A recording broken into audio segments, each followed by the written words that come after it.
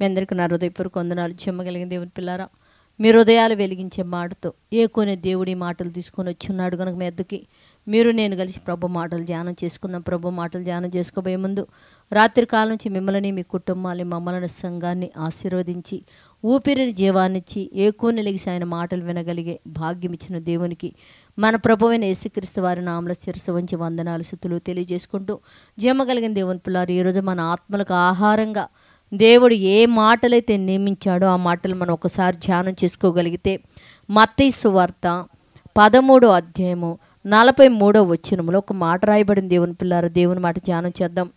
నీతిమంతులు తమ తండ్రి రాజ్యములో సూర్యుని వలె తేజలుదురని రాయబడింది. దేవుని పిల్లలు అంటే నీతిమంతులంట తండ్రి రాజ్యములోనంట నీతిమంతులంట తండ్రి రాజ్యములో సూర్యుని వలె తేజరెలుదురు అన్నారు. అంటే నీతిమంతులు వెళ్ళే రాజ్యం ఏంటంటే పరలోకమందున్న తండ్రి అయిన దేవుడు ఎక్కడైతే ఉంటాడో అక్కడికి నీతిమంతులు వెళతారు గనుక వాళ్ళు ఆయన వెలుగులోకి వెళతారు గనుక వెలిగింపబడిన వారే వాళ్ళు తేజరెలుతారు అని చెప్తున్నారు దేవుని పిల్లారా. కనుక మనము కూడా నిత్యము వాక్యము చేత మన హృదయాలు వెలిగించుకొని మన తండ్రి ఉండే రాజ్యంలో నిత్యము సూర్యుని వలె తేజరిల్లే వారిగా మనం అందరం ఉండినట్లు ప్రార్థన చేద్దాం.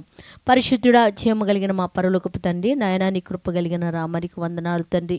మేము నీతి కలిగిన వారమై నీతిమంతులుగా భూమి మీద బ్రతికి ఇదిగో తండ్రి నీ రాజ్యంలో నీ దగ్గర తేజరిల్లే జీవితాలు మేము కలిగి ఉండునట్లు భూమి మీద బ్రతకడను కృపను అనుగ్రహించమని, ఎవరైతే నా తండ్రి నైనా మత్తు పదార్థాలకు అలవాటైన ఆయన తండ్రి కుటుంబానికి తండ్రి ఇదిగో నా తండ్రి సమాజం చేత కూడా నా తండ్రి దేశింపబడుతూ బాధపడుతున్నారు, అట్టి బిడ్డలు నా తండ్రి ఆ మత్తు పదార్థాల నుంచి విడుదల కలిగిన వారై ఇదిగో తండ్రి నీతిమంతులుగా బ్రతికి నిత్య రాజ్యంలో తేజరిల్లే బిడ్డలుగా బ్రతకడానికి కృపను అనుగ్రహించి సహాయం చేయమని మా రక్షకుడు నీ కుమారుడైన యేసయ్య పరిశుద్ధ నామములో ప్రార్థన అడుగుతున్నాం తండ్రి, ఆమేన్.